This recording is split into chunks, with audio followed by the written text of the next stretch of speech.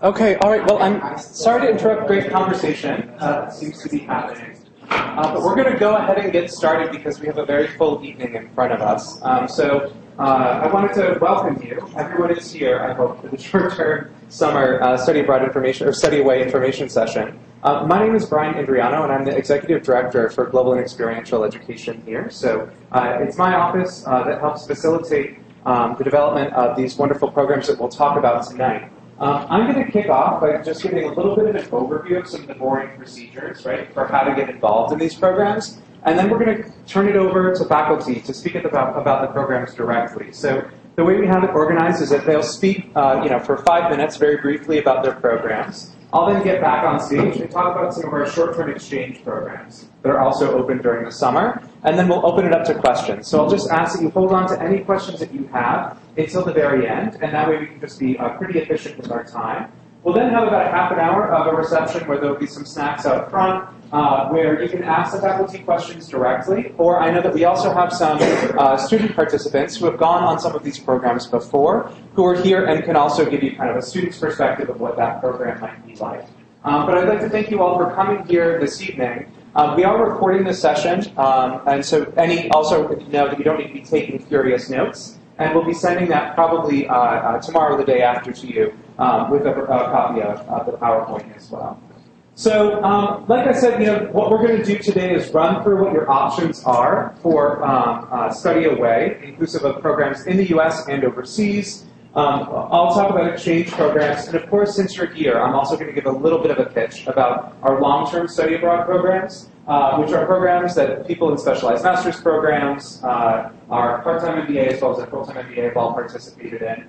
And then we'll give you some time for questions. So, in terms of why bother studying abroad, hopefully I don't have to give you too much of a pitch here because you're sitting in front of me, right? You've come to the information session for a reason, but that is to keep in mind as you construct a successful essay applying to these programs, first, exposure to new places for either professional or personal reasons. Another might be to enhance skills. So we also have programs that are consultancy-based, or let's say you're someone who knows that you want to work on your intercultural competence, your kind of comfort level in kind of new environments or locations. These are all elements of the benefit of study abroad that we try to convey students so that you can then convey that to future employers or loved ones who might be giving you permission to be overseas or away for a bit. It's also an opportunity to get access to new topics of study. So we work really hard to try to make sure that there's a good representation of the different kind of sectors of interest, but also topics in business education represented in our summer offerings. And so this is a chance for you to kind of step out into an industry or into a topic that might not necessarily be core in your interest in your degree program. So keep an open mind when you're listening to these presentations. Also, fundamentally, we're hoping that you use these opportunities to expand your network. So that's expanding the network for the 14, 15, 16 students that you'll be away with. But also we acknowledge that intentionally we're putting you in front of business leaders in the U.S. and abroad so that you can build networks with them, right? So we ask that you also approach these opportunities with intention and ask yourself, what is it for my network that I'm looking to expand? And to use that as you kind of filter through what the options may be. But fundamentally as well, we believe that these are opportunities whether you're traveling to the West Coast or to Cuba, that these are opportunities to engage with otherness in a way that allows you to expand your abilities in terms of cross-cultural competencies. That's foundational to what we believe an objective is for the learning that occurs through our office, so we want you to consider that as well. Given that this is a summer session about summer, many of you probably plan to take classes during the summer anyway. But some of these courses are also offered in a pattern that would allow you to enroll in other courses on campus. Some of our short-term study away programs through partner schools could be taken in conjunction with a short-term study away program that we are sponsoring as well. So we hope that just as in winter and spring, these courses can be used to accelerate your graduation time, you can also consider how that might take place during the summer. So how are we selecting these on our side? There's really two separate kinds of short-term programs. One are run by faculty who submit proposals to our office and are reviewed by a committee and then selected. Another is through our trusted exchange partners all around the world. So we have 21 partner institutions that some of whom run short courses that are taught by their faculty. But know that because it's a proposal process, and we rely on kind of the benevolence of our faculty to put forward these proposals, there's no guarantee that the courses that are offered this year will reappear next summer or next winter or spring, right? So that's my pitch to say, take advantage of the opportunity if you think you can swing it this summer, because there's no guarantee you can have the same opportunity the next year. All of the applications are reviewed by faculty if it's faculty-led. If they're run by a partner institution, they're initially reviewed by my office, but then the partner school also weighs in on whether or not you would be accepted. So that's a brief overview on kind of what the structure of these programs look like. When I get back to short-term study away, I'll also, that are led by our partner schools, I'll give you a little bit more information about what the application procedures look like. But because we are short on time, I'm going to turn us right over to Dr. Matus, who can talk to us a little bit about her program in Cuba. Thank you so much, Yes, Brian. absolutely. Good evening, everyone. What a great pleasure to see you all here. So we are delighted this year to be offering our first program to Cuba. So it's definitely going to be a very unique experience. This experience consists of 2 courses, basically, offered as a series. Each of the courses are 3 credits each, so you walk away with 6 credits at the end of summer. And this year, the program in Cuba is focused on promoting community-based tourism. Now, the students take on a real-life consulting assignment, and you do this in collaboration with students from the University of Havana. So the experience is broken down into like 3 phases. Prior to traveling to Cuba, we work here in the classroom for about 4 weeks preparing for the field assignment. During that period of time, you are communicating with students at the University of Havana through Skype and other online collaboration channels. We walk through, of course, the basics of a consulting assignment, techniques for being effective with clients. In this case, your client will be the University of Havana, working in collaboration with the Ministry of Tourism there. So all that groundwork is done here in the classroom. There's research to be done in understanding the dynamics of the tourism sector in Cuba. It's a very unique place in the world, so there are lots of learnings to be had from that first phase.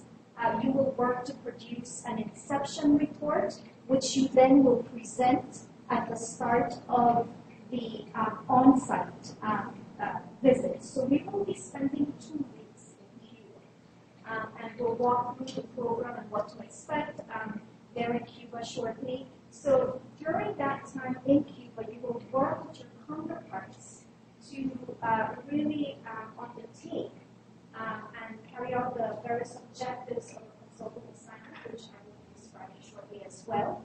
And the time in country consists of not only the assessments, it could be interview surveys to understand what's occurring within the tourism sector, but you will also be required to present findings at the end of 2 weeks to your client, which in this case is the University of Havana in partnership with the Ministry of Tourism.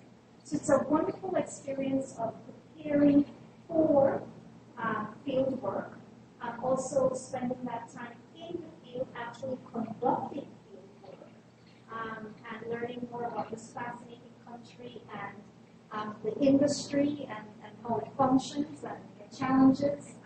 There are many faced by Cubans and how they have remained resilient and really turned tourism into one of their most dynamic sectors national level. And then you come back to the US and you wrap up your research and your findings, and you prepare a final report to be sent back to the US. So those are the three main phases of the experience itself. Now, let's talk about what you do, because I think that is equally exciting. This year, you will be working, as I mentioned, and I will reiterate, because I think Cuba is a unique case in the world, and you are also going to be experiencing Cuba at a very unique moment in time. Now, they are facing many challenges. They're definitely at a critical juncture in terms of tourism.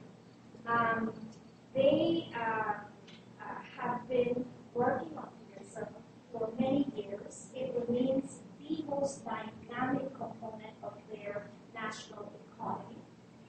It contributes about 10.4% to their GDP.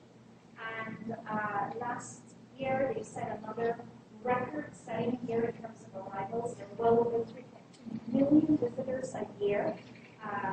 They are second. They're the second most visited island in the Caribbean. So they have all these challenges of a very fragile infrastructure to deal with tourists.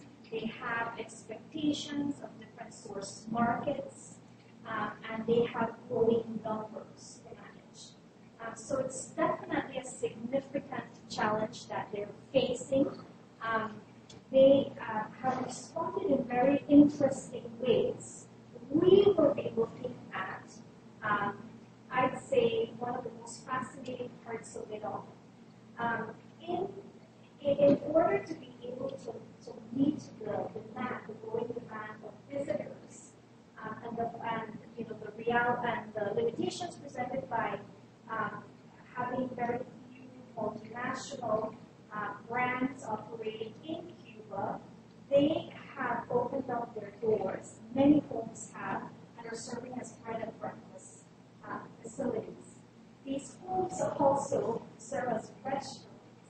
So there are two subsectors. There are the B&Bs, known in Cuba as the casas particulares, and then there are also these restaurants. So they welcome you into their home and they serve you meals called paladares.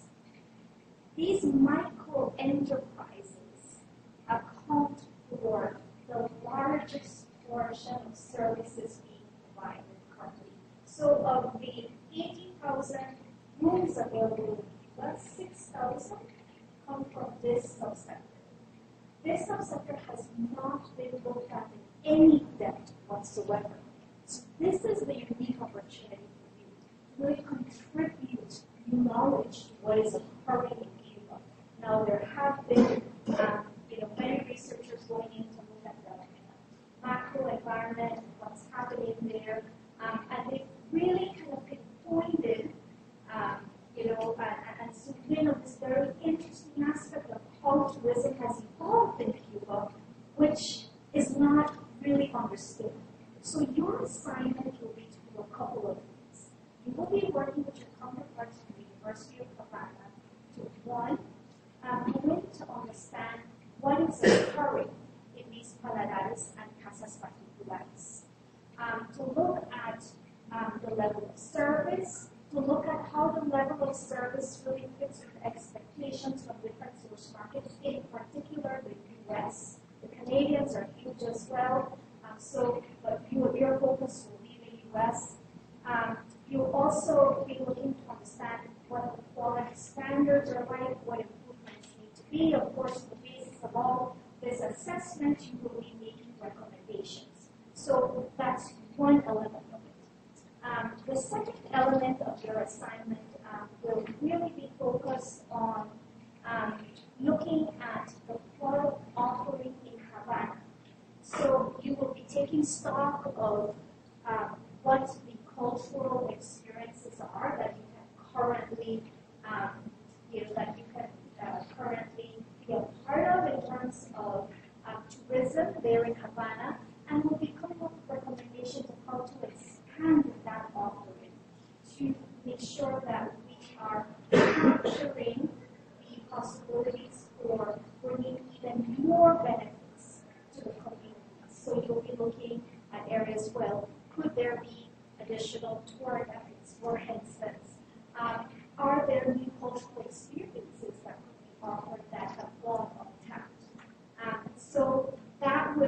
the second sort of objective of your assignment. And the third element of it really focuses on, I think, your experience and looking at what we call the SAVE market. This is the scientific, academic, volunteer education market, and looking at to what extent does the product offered in Cuba fit the SAVE market. Would they be doing more to attract SAVE traffickers? So the entire assignment will cover quality assurance, it will look at marketing recommendations, it will look at product development ideas, and then also, zooming in on some specific niche markets that perhaps they could target for. So that's like a gamut of issues that we will be covering on your assignment. Over the course of the 2 weeks, you will be doing surveys, of course, and having curated interviews because it is frequent, everything is controlled. So we'll be spending time at the University of Havana, but we will be making very managed outings under the oversight of the University of Havana faculty, of course.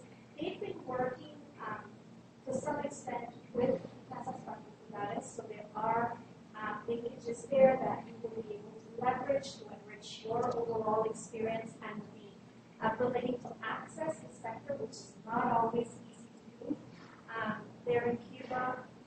Also, in terms of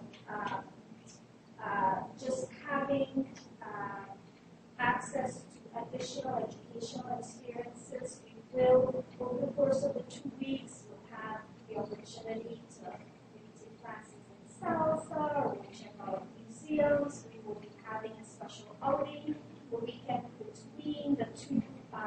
So it's the one weekend that we spend together. One of the days we will have together. We'll be going out to Viñales, which is a wonderful other destination in which you have Casas Particulares and also Paladares. Although we won't be doing work here, it's a fun day out with us of culture and celebrating the culture. And then we'll have a 3-day experience. There's no downtime, just a nice balance of downtime with some sightseeing outside of Havana, and then all the time that we will be spending in Havana, of course, it will be a mix of just work during the day. We do sessions every day, so we understand what's happening every day. We really work to prepare you and help you pace your work so that by the end of the 2 weeks, you have a good preliminary report presentation to present to the client, and then you come back, refine that, and your experience is done. Hopefully, with many general experience. Very short on time. Okay, great. So I was just wrapping up, Brian. So that gets you hopefully a good overview of what the program is, and hopefully you'll be interested in letting me know outside as well for the reception. Talk to me if you are interested. Cheers. Thank you.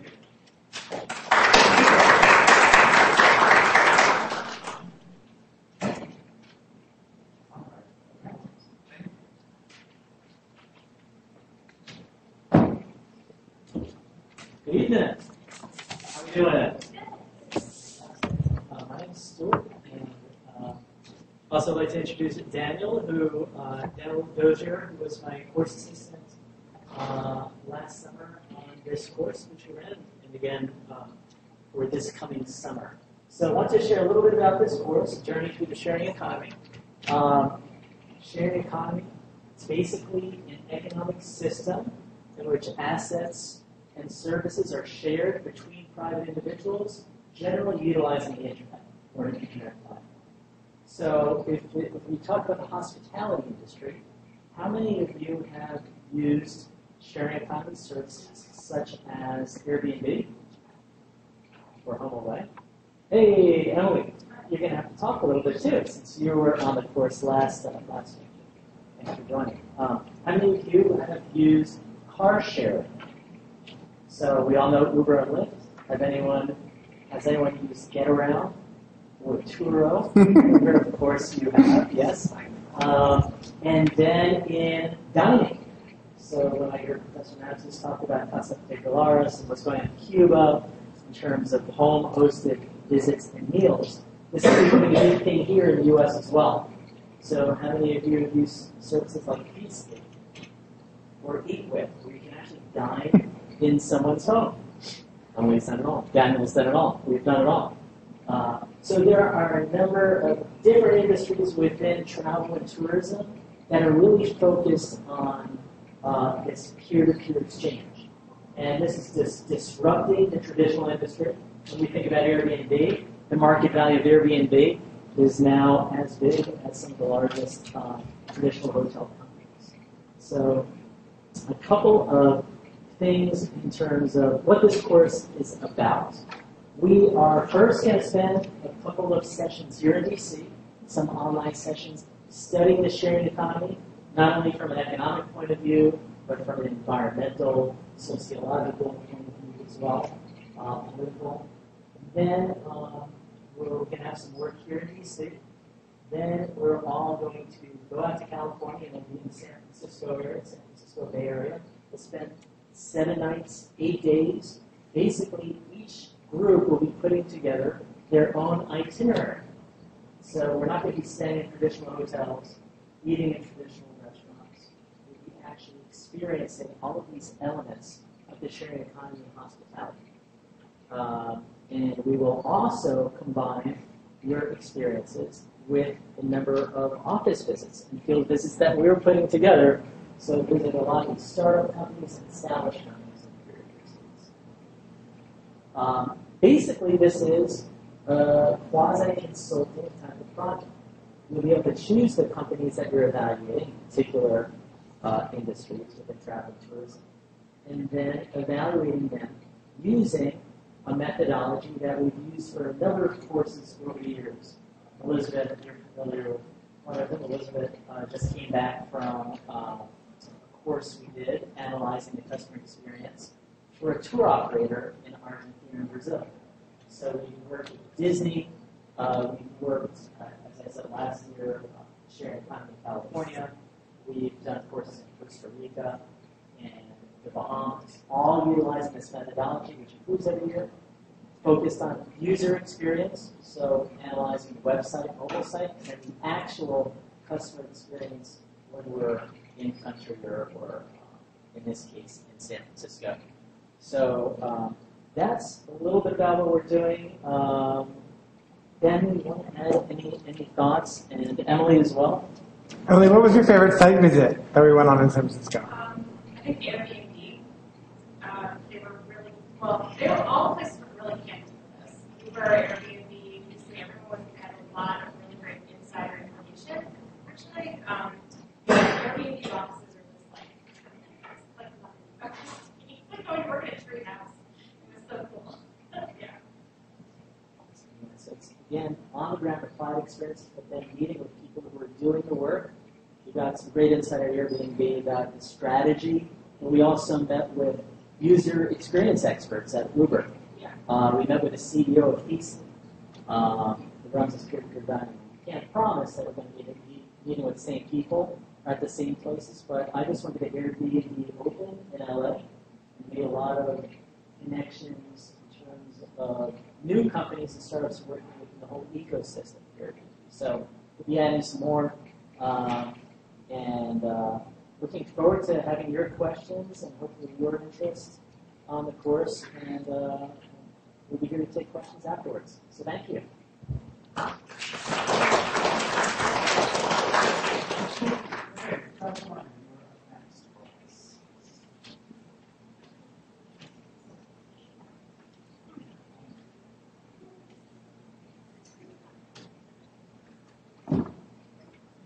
And now for something completely different. Well, that just reveals my maybe not completely different, somewhat different. The program to London is the longest running UWSP program, and perhaps the longest running program, short-term abroad program at GW. We've been going to London since 2001. However, London in 2017 is going to be a bit different. And London in 2016, I see we have one of our 2016 London members, was a bit different because of Brexit. So Brexit is, the UK is in the process of a divorce from the European Union, which would make it an especially interesting place to go. It's a practical matter. It's a cheaper place to go than it usually is. The big disadvantage of London, besides the fact that it doesn't have the nice beaches and tree houses and other places that we've just heard about, is London's frightfully expensive. And we do our best to keep costs down, and we should have a lot easier time. In the past few years, the exchange rate has ranged from a pound being $1.45 to $1.70, and right now a pound's $1.20. And so that makes a huge difference in terms of the cost of living. The program is 6 credits, which I guess it must say it there, and we meet for the whole summer 10-week semester. So this is more of a traditional program. It's much more integrated with the rest of the courses that we do. And so we spend a lot of time talking about issues that are related to privatization, state ownership, and public-private partnerships, bring in concepts from other courses in our programs, and then try to give something back to other courses in our programs. The other thing is we're not just abroad to help other people. Helping other people is great, and I'd love to go on and have on our program myself, except that I get hot, humid weather, and London's nice and cool in the summer. But we're also trying to bring back things to help ourselves. And there's a couple of dimensions to that. One is we go during the middle of the program. So we start in late May, we go in mid-June, and we go to mid-July. That's a 10-week summer session. Once a week on campus in the evening. It's designed, because we only go for a week, it's designed for people who are doing internships or who are working full-time. If you're working full-time, you take classes in the evening during the academic year. This is more or less the same schedule. The idea is that the UK is a country that in some ways is much more similar to the US than the other countries that our trips go to. And hopefully some of the things that we can learn by talking to people in the UK about how they deal with similar problems, we can bring back to the US and help us think about our own problems. And as President Trump might say, we got problems. And so one of the things we do is we look at different sectors where the interaction between public sector and private sector is a major part of the sector. And so think of, for example, healthcare, which is currently in turmoil in the United States. The British system for the last 60, 70 years has been healthcare is in the state sector. When you heard a lot in various campaigns about state provision of healthcare is good, state provision of so actually talk to people who are involved in the National Health Service, who are on the board of the National Health Service, talk about what the British experience has been with healthcare and what their view is of the American experience. We also do defense, which is a very big industry in Washington and also in the UK, and in which the UK has had a lot of innovative input from the private sector in the attempt to try to get some of the best of both worlds. The integration with our course on campus is we study things like what's the difference between having a service or a good produced by a state company or a private company. And there's lots of examples of it. In the United States, we don't have as much experience as the UK does with things in the state sector. We've had more of a private sector experience in the US, but the UK has in some sense outflanked us by moving some things to the private sector that the US has always had in the public sector. And so, for example, in the US, the post office is a state enterprise. It's probably our best known state enterprise. The post office is 100% owned by people in the United States or the Transportation Department. We'll talk about what that means. In the UK, the Royal Mail was privatized. Does it make a difference?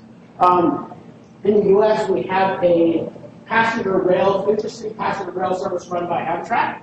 And when we do our on-campus part of the course, we've had a high official from Amtrak come and talk about the benefits of being in the state sector. The UK rail sector is completely private. There's no state operation of intercity passenger rail at all. Does it make a difference? And we do sort of traditional type readings and talk to people about, in theory and practice, what's the difference between state ownership and public ownership, state ownership and private ownership? Does it matter? And if it matters, how does it matter? You think of a city that has transportation mixed with state and public-private ownership, think of, say, Washington, D.C. Metrobus is 100% state-owned, and when we think Metrobus is great or terrible, it's all owned by District of Columbia, the Georgetown Circulator is a private bus. It doesn't say on it private bus. If you take the Georgetown Circulator, maybe you'll notice that the Georgetown Circulator is a little bit different from, say, maybe won't, and maybe is, maybe isn't. That's sort of an empirical question and a theoretical question. So we focused this course much more on concepts, trying to relate concepts from class to the real world. We have a sort of book learning part on campus, and then we have a street learning part in the UK. And we encourage people when they're in the UK to get out and talk to people in the UK. A difference between, will you give me a 30-second warning? Difference. 30 seconds. Okay. The big difference is when we're in the UK, we don't do projects. The projects are done here. So when we want to be out talking to people, we're not surveying people or practicing our presentation. Presentations are back here, so that we can use the part of the UK time that you are not we're not on our visits to go out drinking or talking to people about cultural activities, and we have some scheduled cultural activities. I brought a couple-page handout, which I'll put out on the desk, that sort of shows a sample itinerary, which we don't have time to talk. We spend most of our time in London, but we hire a coach, and we go out to the countryside for a couple of site visits. We've gone to the University of Cambridge, one of the oldest universities in the world, to hear from a kind of a world-renowned or something as a manhood to talk about British experience with privatization of electricity. We'll go to a British military base to talk about privatization in the Ministry of Defense. The last thing that's different about this course, this is the only cross-listed course. This course is cross-listed, which means it's not only a GWSB course, it's also a course in the Trachtenberg School. The idea is that we're going to study the public-private interface. You ought to be interfacing with people studying public and private management. This course has always had a mixture of GWSB students, primarily MBA and MSGC, with Elliott School MA and Trachtenberg School MBA. So it's different in a variety of ways. If you're looking for beaches, or if you're looking even in people's homes, don't come to London. But we do go to Parliament. So if you want to have a nice meal inside Parliament, we had a great class. Thanks. Next, I'd like to introduce Dr. Now, who will talk to us about our programs. Thank you. I'm sorry I was late. I was teaching till 6, so I'm just running in now. I have a PowerPoint here. Okay. Does that? Let's hold that up. I don't even know what's on this one, actually. It's just basic information about your program. Do you need something more than this? I have something about the projects and stuff, maybe. Okay, if you want, you can keep it, and I'll pull this. Okay. What? Actually, should we skip it? Let's just skip it. We can circulate. We'll circulate the PowerPoint on the back end. How's that? Yeah. So you just have like one slide. Yep, it's up in front of you. Okay, that's easy. Well, I appreciate you being here tonight. I have been really privileged over the years to do a lot of such broad classes. My focus is on consulting, so consulting abroad in different countries. I'm actually working with students, so that's typically where I actually take students. I've taken over 200 students overseas in consulting projects over the last 6-7 years, and I'm really passionate about having students learn out in the field. I think that's the best way. Even my undergraduates, I progressed them into that using cases, simulations, real-time projects. I just came back now from my undergraduate consulting course. We'll be working specifically again with Sweden on a lot of very innovative entrepreneurial companies, high-tech, and from the KTH, the Royal Institute of Technology in Stockholm, one of the best technical universities in Scandinavia, and also one of the best incubators. So again, I come with a history having brought students to Sweden over the years. The program that I'm teaching this summer was first conceptualized as part of the healthcare MBA program. So it's completely actually online. We have different sessions, synchronous and also asynchronous sessions leading up to the travel. So the travel dates are right at the end of June going into the beginning of July, and that is kind of in the middle of the course, a little bit more towards the end, but it's a 10-week course. So prior to going, we will be working directly in virtual teams, and some of you are probably on-campus students, so you'll be able to work together potentially as well. and we'll be working virtually with clients overseas. And typically the companies are in the healthcare industry, but they are very kind of tech-heavy. They are interested in U.S. market entry, and that's usually where the students actually assist. They develop market entry plans for these companies into the U.S. market. And of course, there's a lot of, and Professor Weiner already talked about that, the regulatory issues and the private-public, how the healthcare system is run. A lot of that learning will happen in the Sweden course as well. But also a lot about cultural differences and how you actually run a consulting project. So we do use a methodology, a hypothesis-driven methodology for consulting. So students can actually go in and drive the research based on these hypotheses that they either refute or substantiate through the project. Typically, the companies that we worked with are either in assistive technology, they can be in the pharma industry, for example. We have different medical devices, so it's a lot of variety of different projects. So I would say, for those of you who are not specifically interested in the healthcare industry, this is still a good course to take because a lot of the skills are transferable to other industries, to other scenarios as well. So I think that's definitely important. It's a 6-credit course, so it's very heavy on really the research towards the client projects. What I typically do is to allow students to work with their own individual client. I've tried different variations. Sometimes I have one big company where the students work on specific smaller projects for that same client. But oftentimes I find it much better to work so that you can own your own project. And in Sweden that works really well because it's a very flat, non-hierarchical country. So you can actually go in and work very much on the same playing field with CEOs, marketing directors, and actually really feel that you have an impact on the future of the specific company that you're working with. When we go, and again, it's just a fairly tight program, it's about 9-10 days, we do engage with the client quite a bit. So we have a first day when we kind of land, we do some cultural activities, of course, but then we usually devote the first day to working with the clients. And this will be the first time that you actually see them in person, and maybe first time you just meet some of your teammates as well, if they're all doing this online. So we usually devote that whole day or most of the day to working with the clients and really kind of presenting where we are at that point and figuring out the path forward. And then oftentimes there will be other site visits, all kinds of different places to go, different medtech organizations, companies, usually visit the parliament in Stockholm as well. So a variety of different site visits. The trip itself usually is busy, and it's different compared to a trip where you go and kind of visit and explore more freely because you are kind of restricted because you will be working with the client. The one improvement that I think we've made for this year is to expand the course from the shorter format to 10 weeks.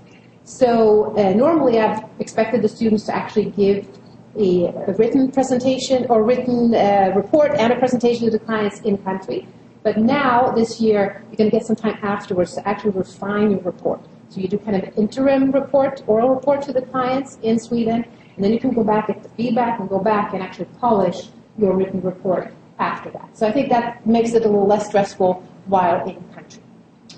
So I think that's kind of the key aspects of what I do in Sweden. I think it's critical for anybody in a program such as an MBA program to do consulting, to really engage with the real world. This is kind of your sandbox to experiment. You are allowed to make some mistakes. Your job is not on the line. We can always collaborate and help and push it to the next level in that safe environment. So I think it's a really great segue into the real world, and I would highly recommend doing this. And Sweden is an interesting country to learn from with similarities, but also a lot of different values, a different work, kind of business, cultural environment as well. So that's what I have, and I had a fairly big PowerPoint with visuals and things. So I hope you can whet your appetite through looking at that eventually, and then I'll be happy to answer questions later on as well. Thank you.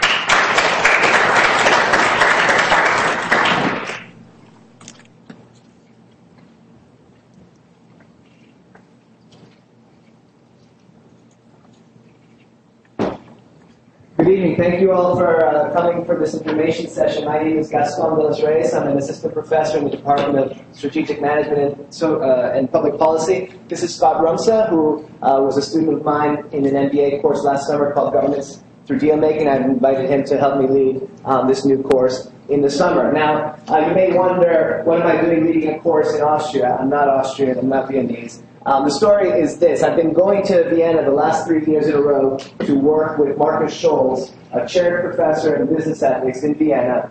We've engaged in a lot of research together. We have a paper coming out shortly in California Management Review that builds on the idea of creating shared value that you may be familiar with, developed by Michael Porter. And I learned about the abroad programs from Brian last year. And when I was in Vienna in September, I talked with Professor Scholz about putting on a course there. He introduced me to the chief lobbyist for GlaxoSmithKline, Ronald Pickler, and I pitched the idea of bringing students, GW students, to consult for GSK. Without missing a beat, Dr. Pickler identified 2 projects that he thought would be ideal to receive assistance from GW students. And in particular, the ambition here is to try to address the issues that GSK presented, which are in the areas of providing vaccines to every child in Austria, and also trying to figure out how to expand the success of the respiratory division, which does not use the kind of promotion that some of the other big pharmaceutical companies use. The question is, how can we help GSK in these 2 areas that it's interested in improving on by developing deals? My background in deals comes from my time as a corporate attorney on Wall Street, and also my dissertation is about contract law. And so I developed this elective that Scott took with me last summer, and we practiced how do you visualize the necessity, figure out what parties are important to that deal, and structure a deal that's going to work. It's not going to succumb to opportunism between the parties, and it's going to strengthen relationships. So the idea in this course is to apply these deal-making concepts together with the idea of creating shared value and maximizing social impact through business together in order to resolve the issues that GSK is facing, and in particular to take advantage of this partnership that I have with Markus Scholz. This is going to be a very unique class in that you will be sitting side by side with Austrian students. We're going to be meeting together in the University of Applied Sciences in Vienna. The University of Applied Sciences in Vienna is going to be offering a parallel course. So you're going to be working side by side. Hopefully you're going to develop long-term business relationships in Vienna and have a very wonderful cultural experience taking advantage of the incredible weather in Vienna in June and all it has to offer. The deliverable, as you can imagine, at the end of the week is going to be a proposed deal that you develop and defend and make the case for to GSK at their offices in Vienna. With that, I think I'll introduce Scott to give a chance to reflect on his experience on deal making and abroad programs. Yeah, thanks. So, as you mentioned, I'm Scott Rumsa. I'm a PMBA student set to finish this summer, which I'm excited about. But a couple things Gaston asked me to talk about this course. First, my experience with this course, Governance Through Deal Making. We all take a bunch of courses here at GW. Majority are really good, a couple, maybe not so much. This is in the extremely valuable category. I very much valued that summer course last year. I found it very unusual in its breadth of coverage, as well as the creative element that was involved. Basically, we started out with kind of the foundational elements, which is our basic understanding of contract law, a good bit of business law in there, and then we moved on to structuring and negotiating over term sheets. But the real kicker was the more creative aspects of structuring those deals, and that's what has me excited about this course, is hitting the ground, structuring a deal with the intent for social impact with some of our Austrian colleagues. I also have some experience with study abroad programs here at GW. I come from the international sector. I travel pretty regularly for work, and I'm recently back from a program in Nantes. I'll also be taking advantage of the Copenhagen program that's coming up here in March, and I'll be really excited to be joining for the Vienna program. Some of the things that are most beneficial there are just the cross-cultural acumen that you pick up, and the relationships, as Gaston mentioned, that you get the chance to build with your colleagues. And I'd say the kicker here is this isn't a class-based section, but this will be a consulting project. We'll really be working hand in hand with our colleagues from our partner school, and there's that chance to really develop that cross-cultural acumen, as well as those relationships. That'll be one of the big takeaways. be happy to speak with any of you here later on, and if you're watching this online, please feel free to send me an email to ask any questions that I can answer. Thank you so much. Thank you all. Always wonderful to hear from a serial study abroad participant. So I am now going to extend our conversation to include short-term exchanges. So to be clear, for the faculty who are here, we have about 75 spaces available in summer study abroad programs that are led by our own faculty. We have about 12 that are available through short-term exchange. So although it looks like there's lots of opportunities here, they're not necessarily serious competition for the number of spaces that we have in faculty-led programs, yet you'll notice they're a nice complement to what's offered. So we basically, the long story short here is that our exchange partners, as a way to engage more students and build the networks of their own students, welcome individuals from partner schools from all over the world. So while Scott says he was in Nantes, he was studying at Audencia, one of our partner schools in northwestern France, and we'll be going to Copenhagen Business School over spring break. That's a program taught by faculty at that university, but bringing students together from different partner schools. And so the first one I'll present is with a new partner. So IAE is a business school in the suburbs of Buenos Aires, and they're offering an international week. It's 1.5 credits taking place at the end of May, and on a variety of topics in international business. And so, given that this is a new partner for us, those who are engaging in this program would want to be a bit more flexible. Certainly, it's high quality. Past student participants from other universities have spoken very highly of the opportunity. And you'll notice that the program actually runs at a time that is relatively convenient if you'd like to take a second course in summer 2. Obviously, this would conflict with most courses that are taking place in summer 1. I'm going to zip through these very quickly. Lots more information online. The second is offered by Copenhagen Business School, but a little bit different of a format. So if you looked at CBS's opportunity over spring break or just the week prior spring break, you'll note that that was a program on sustainability in Scandinavia, the kind of Scandinavian perspective on sustainability through a comparative lens. This is a very different program. First of all, the duration is much longer. This is a 6-week program, so not ideal for everyone, but really great for someone who might be a career changer or has the kind of job that you can take 6 weeks in the summer off of. Tell me about that job, if you can. But surprisingly, some of our students can do that. Also great for students who are enrolled in our online program or are also taking online classes here, because the workload should allow you to carry multiple responsibilities at the same time. They have a long list of courses that you can take because there are hundreds of students that come to CBS in the summer for this program. So what's a little different here is that these courses are not just taught by CBS faculty, but there are visiting faculty as well. In fact, some of our faculty from the School of Business here have gone to teach at CBS during the summer for this program. That I'm aware of, we will not have any GW faculty teaching this summer, but so you might have a faculty member from Kellogg or Anderson, or a professor from a university, perhaps in Europe as well.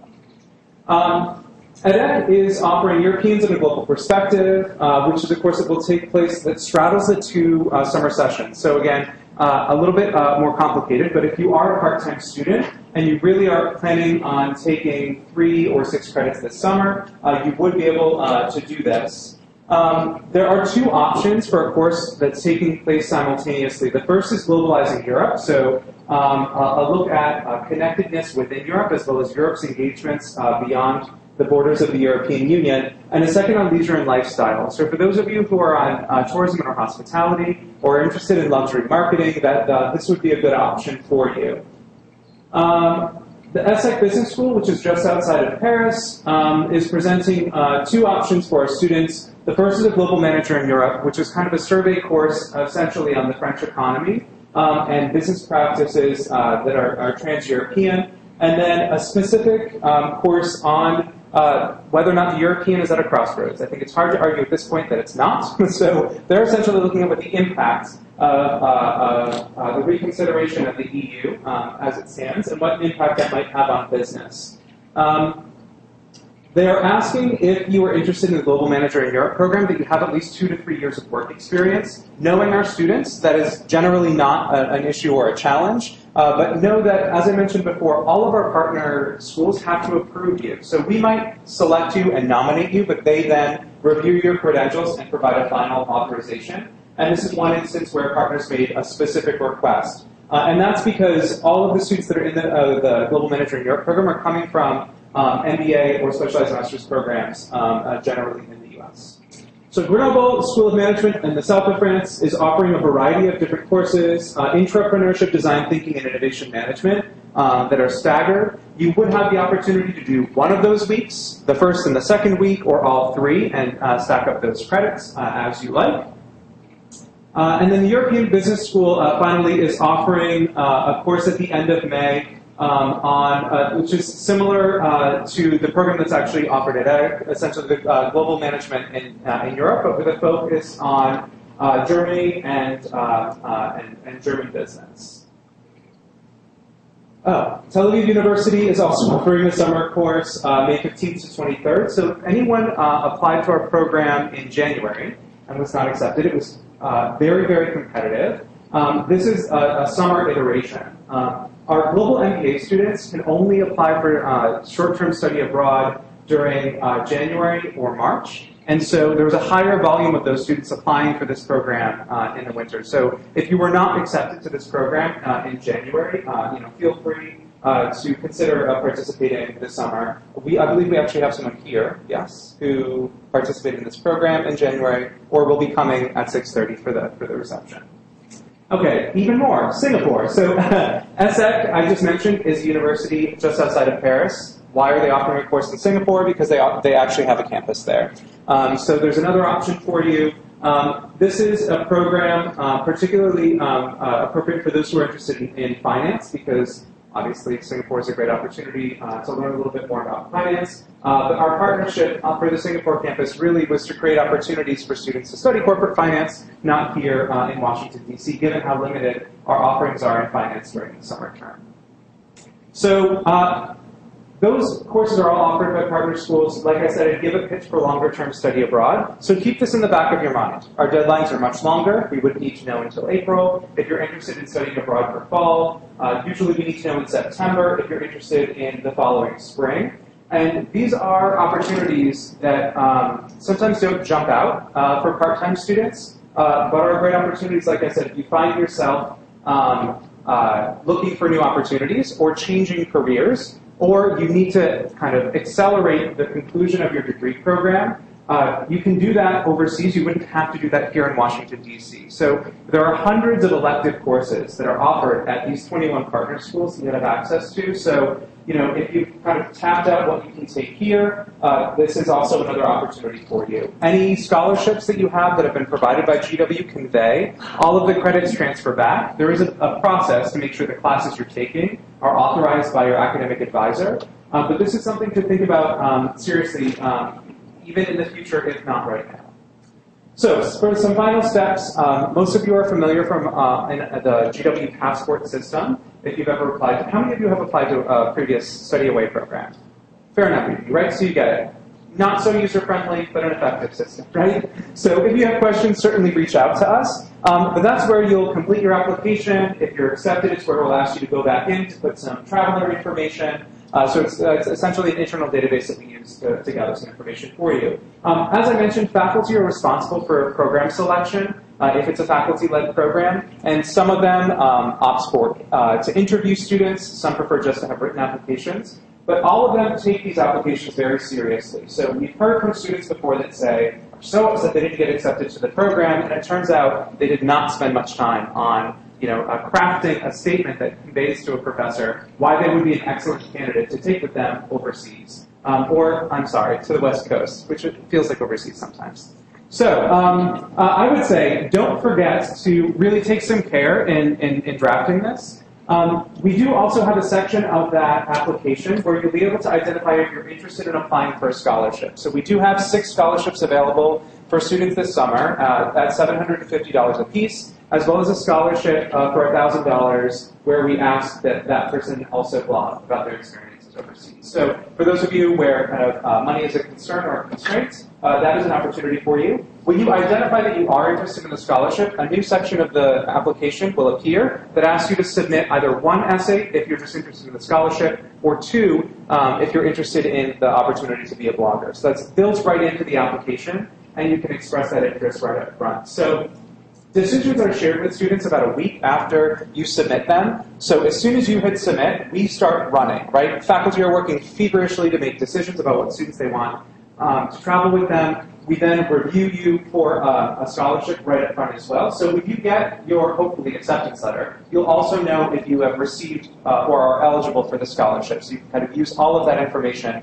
to move forward. But because we move quickly, we ask you to move quickly. So once you hear from us that you've been accepted, we ask for 5 business days turnaround for you to actually submit a $500 deposit. So don't wait to think seriously about study abroad after you've heard your decision. Think about it now, right? And so apply to the programs you would feasibly attend, and then really work out the finances up front so that money isn't a challenge. Also begin discussions maybe with your employer about the opportunity to take that time off of work if you're employed.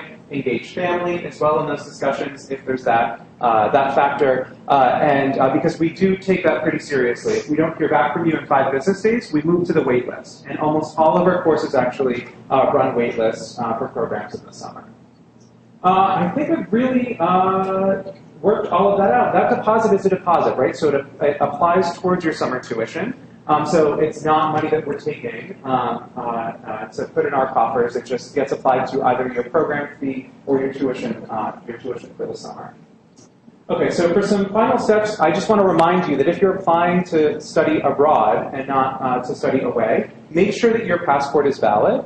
And if you're an international student, make sure you've done some research on what it takes for you to be abroad in advance of travel. Our office will also give you a hand with either of those. Thankfully, the passport office is on 19th Street. It's like 19th and G, I think. So it's very convenient for you if you don't have a passport or need to renew it. But if you are an international student, there are a couple of extra steps that you would need to take care of in order to make sure you can get out, but also, most importantly, get back in. So we can talk to you a little bit about that, but also, let's reach out to ISO if you are an international student. So I know that most of you have classes at 7, and there's actual food to eat. So I don't want to keep you from that. Can I just ask those of you who are here to speak on behalf of past programs, can you just raise your hands? Because I know we do have some folks. Great. Excellent. Thank you. So keep those folks in mind. And then, as I said, I believe we'll have a few other students who have participated in short-term exchanges who will be out there. Anyone who's been, an official person has a name badge, so you can pick them out of the crowd. Before we break for that, does anyone have any questions that they want to ask for our faculty or for myself? Yes?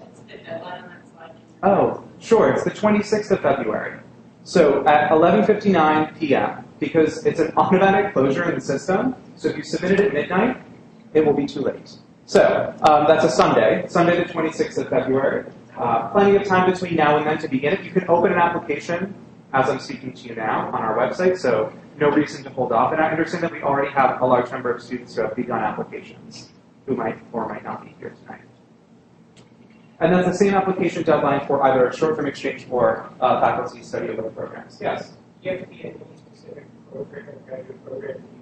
Good question. So there are a few of our short-term exchanges that are only open to MBA students, and it's because those universities only offer MBA programs. So there's an asterisk next to those programs on all of our publications, as well as on our website. So just make sure to keep an eye out for that. Other than that, all of our programs are open to graduate students. The program in London is also open to qualified undergraduate students. I'm correct that that's the only. Yes. Yes. Okay. And so, so those are the only restrictions. Yes. And some have been designed with non-MBA students in mind in particular, as Dr. Weiner mentioned. Any other questions?